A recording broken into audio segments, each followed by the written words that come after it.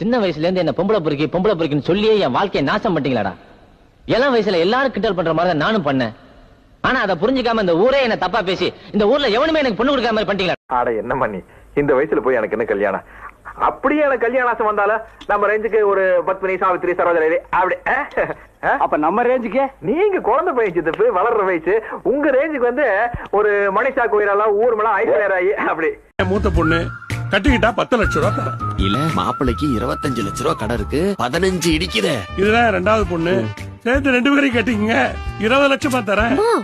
அப்பவும் 5 லட்சம் ரூபாய் இடிக்குதே. இதுக்கு மேல என் பொண்டாட்டி தான் இருக்கா.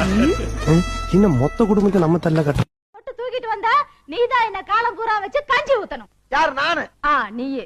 உனக்கு எனக்கு கஞ்சி போடி. இவள நானே கஞ்சிக்கு நாயா அலையிறேன், இதுல இவளுக்கு கஞ்சி ஊத்தணும். கஞ்சி போடினா போட்டுனா போகலாம்.